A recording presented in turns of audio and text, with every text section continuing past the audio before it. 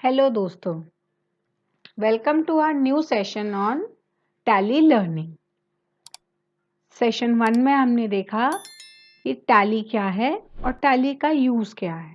हमने पढ़ा कि टैली एक अकाउंटिंग सॉफ्टवेयर है जिसकी मदद से हम बिजनेस एंटरप्राइज की अकाउंटिंग का काम करते हैं। टैली का बेसिक इनपुट हमने जाना कि टैली में बेसिक्स इनपुट अकाउंटिंग होती है, हमें एंट्रीज को मैनुअली करना होता है। अब अकाउंटिंग करने के लिए एक बेहतर इनपुट देने के लिए हमको बेसिक्स ऑफ अकाउंटिंग समझनी पड़ेंगी कि हमको एंट्रीज किस प्रकार करनी है टैली को चलाते समय।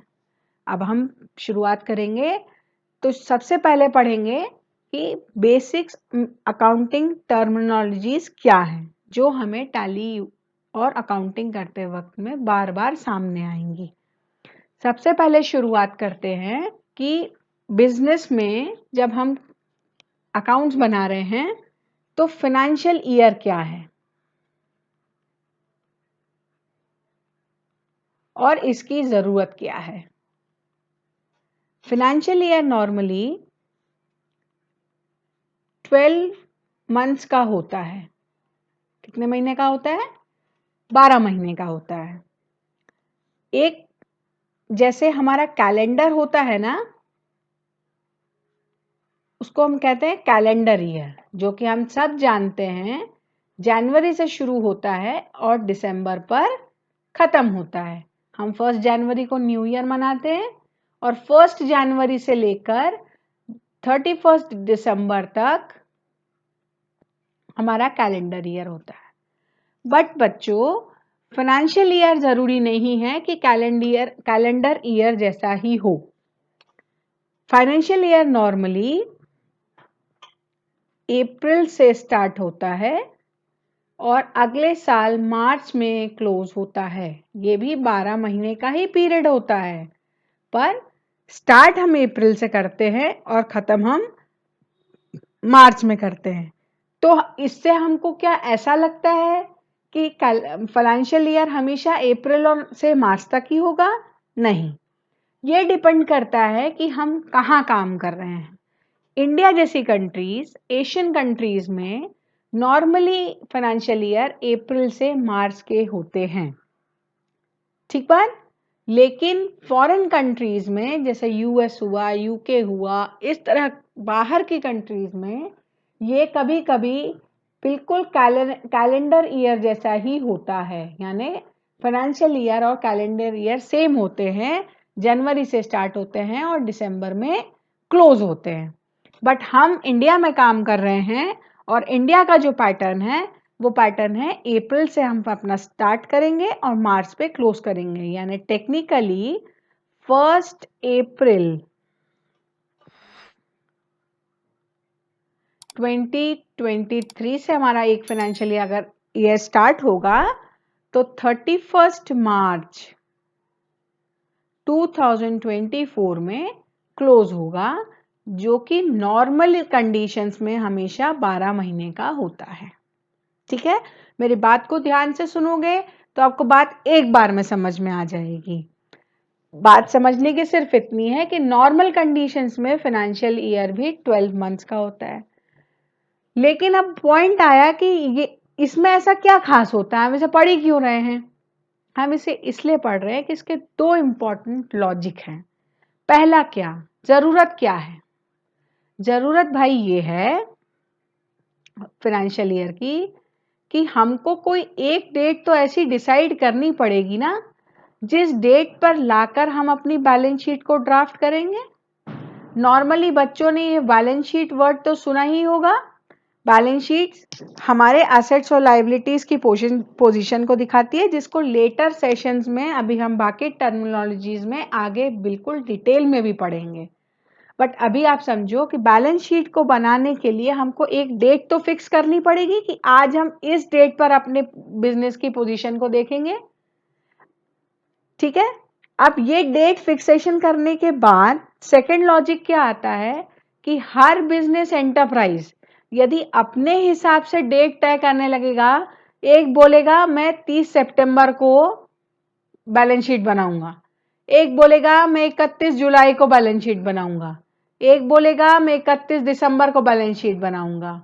ऐसे केस में सबकी बैलेंस शीट अलग अलग बनेंगी कि नहीं? भाई कोई बोलेगा 12 महीने की बनानी है ना, कोई बात नहीं, मैं 1 अक्टूबर से शुरू करके 30 सितंबर की बनाऊंगा। एक बोलेगा मैं 1 जुलाई से शुरू करके 30 जून तक की बनाऊंगा। ऐसे केस में आप कभी भी किसी भी बिजनेस एंटरप्राइज की बैलेंस शीट को कंपेयर नहीं कर पाओगे। क्या नहीं कर पाओगे? कंपेयर नहीं कर पाओगे। कंपेयर करने की जरूरत क्यों पड़ती है? कंपेयर करने का मतलब ये होता है कि जब एक ही इंडस्ट्री में बहुत सारी कंपनीज काम करती हैं तो उन कंपनीज के बैलेंस शीट्स का, प्रॉफिट एंड लॉस अकाउंट का, परफॉर्मेंस का एक जनरल कंपैरिजन तैयार होता है, ये देखने के लिए कि उस इंडस्ट्री के अंदर जो काम हो रहा है उसका नेट इफेक्ट कंपनी वाइज क्या आ रहा है। इसी तरह अलग अलग इंडस्ट्रीज के भी डेटा को कंपेयर किया जाता है कि टेक्सटाइल इंडस्ट्रीज ने वित्तीय वर्ष फाइनेंशियल ईयर 2023 में, 23-24 में कितना प्रॉफिट बनाया, तो फिर फूड इंडस्ट्री ने कितना बनाया, उसके बाद टेलीकॉम इंडस्ट्री ने कितना बनाया। तो balance sheets, results, financial statements, profit and loss account, इनका एक बेहतर कंपैरिजन हो सके तो उसके लिए बहुत बहुत इंपॉर्टेंट बात यह है कि वो सेम पीरियड के लिए ड्राफ्ट होने चाहिए। सेम पीरियड के लिए जब तक ड्राफ्ट नहीं करोगे तब तक आप कंपेयर नहीं कर सकते हो। जैसे अगर आपको किन्हीं दो बच्चों की हाइट और हेल्थ को कंपेयर करना है, ठीक है, दो बच्चे आपके पास हैं, आपको उनकी हाइट और हेल्थ को कंपेयर करके अगर रिजल्ट देना है तो सबसे पहले वो बच्चे तो अप्रोक्सीमेट एज के होने चाहिए। अब आप एक 3 साल के बच्चे को 12 साल के बच्चे के साथ में बोलोगे कि 12 साल का बच्चा ऊंचा है, तो इस तरह से तो काम नहीं हो पाएगा। हम क्या करेंगे? हम 3 साल के दो बच्चों को कंपेयर करेंगे, तब हम बता पाएंगे कि एक की हाइट ज्यादा है, एक का बॉडी मास ज्यादा है, एक में एनर्जी ज्यादा है। तो मेरा समझाने का मतलब ये है इस एग्जाम्पल से कि जब तक आपका पीरियड सेम नहीं होगा, जब तक आप सेम लेवल पे आके दो डॉक्यूमेंट्स को कंपेयर नहीं करोगे, कभी भी आप सही रिजल्ट्स पर नहीं पहुंच पाओगे। ठीक है, इस कारण से हमको बहुत जरूरी है कि हमारे जो फाइनेंशियल ईयर्स हैं वो हमेशा कंपैरेबल हो, सेम हो। ठीक है, और अब ये हमेशा 12 महीने के ही होंगे। एक फाइनेंशियल ईयर हमेशा 12 मंथ्स के ही होंगे, लेकिन इसके भी एक्सेप्शन है ना। एक्सेप्शन क्या है वो मैं अब आपको बताती हूँ। एक्सेप्शन में क्या होता है दोस्तों? एक्सेप्शन कि ये 12 महीने से कम या ज्यादा कब हो जाते हैं? कम कब हो जाते हैं? Less than 12 months. कब हो जाते हैं भाई? लेस देन 12 मंथ्स तब हो जाते हैं जब मान लो अब ये तो अपन को क्लियर हो गया कि अपन को अप्रैल से स्टार्ट करके मार्च तक जाना है। ठीक है, कोई कंफ्यूजन नहीं है ना इसमें। अब हुआ ये कि भाई अप्रैल से तो साल शुरू हो गया, लेकिन किसी कंपनी का, किसी बिजनेस ऑर्गेनाइजेशन का फॉर्मेशन ही 1 सितंबर को हुआ। कब हुआ? 1 सितंबर को हुआ। ठीक है, यानी आज से अगर ये कंपनी रजिस्टर हुई, आज से इसने काम शुरू किया, तो अब 1 सितंबर से लेके 31 मार्च 2024 तक कितने महीने हो गए? 7 महीने हो गए। अब भाई इस केस में मुझे समझाओ कि जब ये कंपनी का एग्जिस्टेंस ही नहीं था 1 सितंबर से पहले, तो ये पीछे के जो समय रहा अप्रैल से लेकर अगस्त तक का, उसमें उसमें तो कोई ट्रांजैक्शन ही नहीं है, उसमें कोई बिजनेस एक्टिविटी ही नहीं है, तो उसकी तो कोई काउंटिंग ही नहीं आएगी। नहीं आएगी ना। काउंटिंग किसकी आएगी? जब से कंपनी बनकर तैयार हुई, कंपनी हुआ, कोई भी बिजनेस ऑर्गेनाइजेशन हुआ।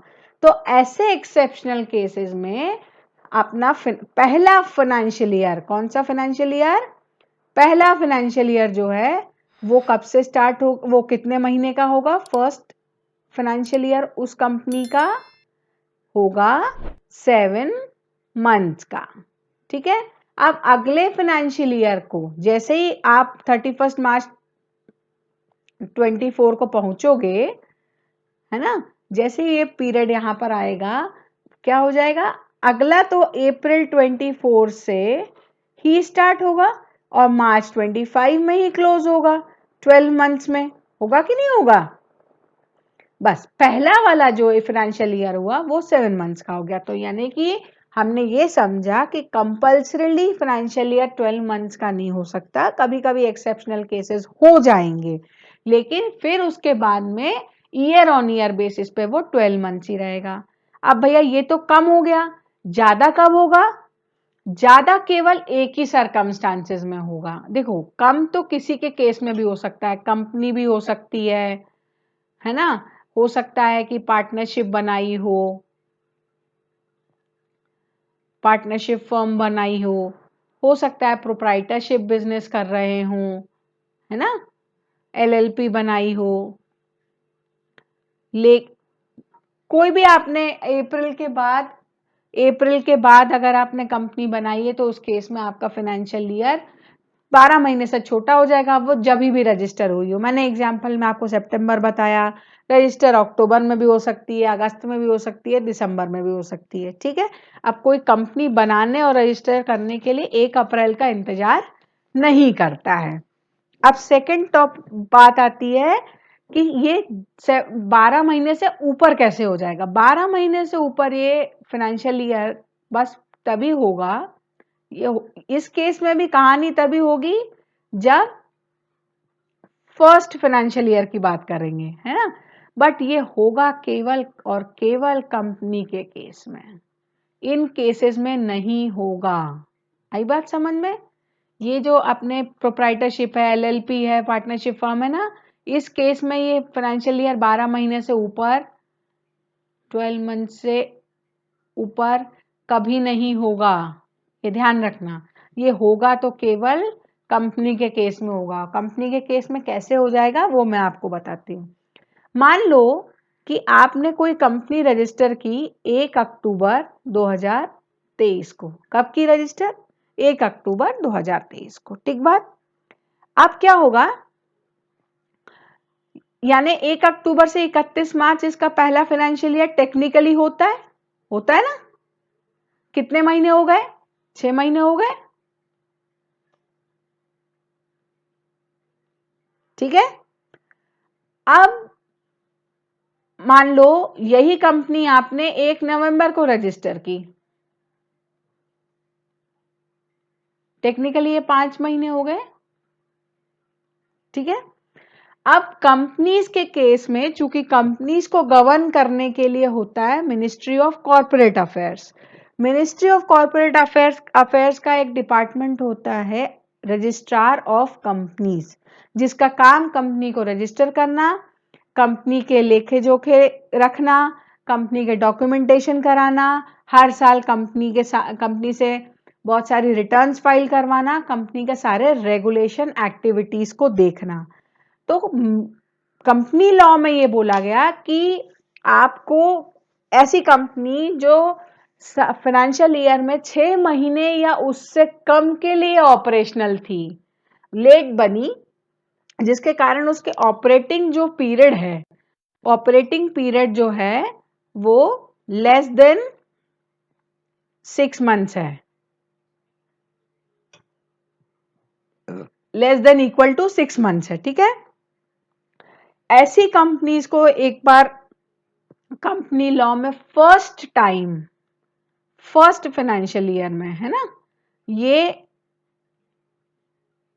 एक्सेप्शन को ध्यान से समझना दोस्तों।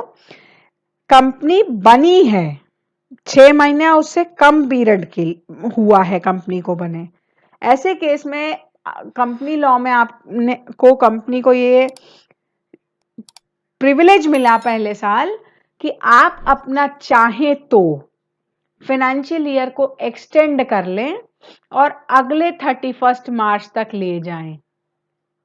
ठीक है, यानी एक कंपनी जो 1 अक्टूबर 23 को बनी थी वो चाहे तो 6 मंथ्स का फाइनेंशियल ईयर कर ले, बैलेंस शीट बना ले, कोई रोक टोक नहीं है, कोई मनाही नहीं है, लेकिन अगर आपको ऐसा लगता है कि शुरुआती समय में बिजनेस उतना नहीं हुआ, अभी तो ऑपरेशंस में टाइम लगा, धीरे धीरे चीजें ट्रैक पर आई, हमें हमें उतने रिजल्ट्स अभी नहीं आए हैं, तो कंपनी को एक ऑप्शन मिला कि आप 31 मार्च 24 को न क्लोज करते हुए 1 अक्टूबर 23 से 31 मार्च 25 तक अपने फाइनेंशियल ईयर को एक्सटेंड कर लें।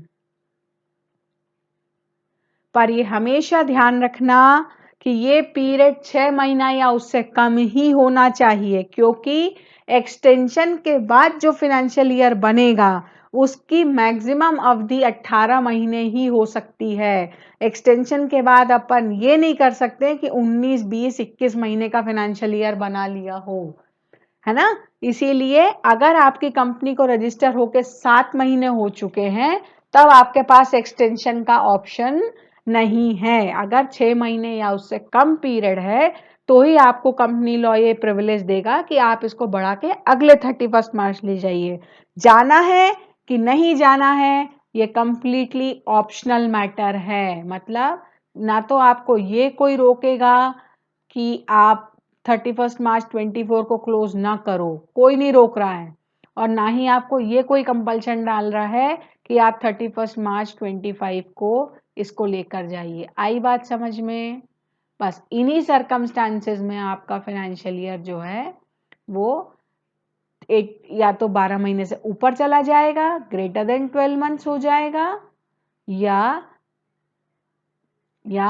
लेस देन 12 मंथ्स रह जाएगा बस। अदरवाइज इसके बाद से सब्सिक्वेंट जितने फाइनेंशियल ईयर आएंगे, वो चाहे कंपनी हो, प्रोप्राइटरशिप हो, पार्टनरशिप हो, सब 12 मंथ्स में ही काम होगा। सबकी 31 मार्च को बैलेंस शीट ड्राफ्ट होगी, फाइनेंशियल अकाउंट्स क्लोज किए जाएंगे। ठीक बात समझ में आ गया?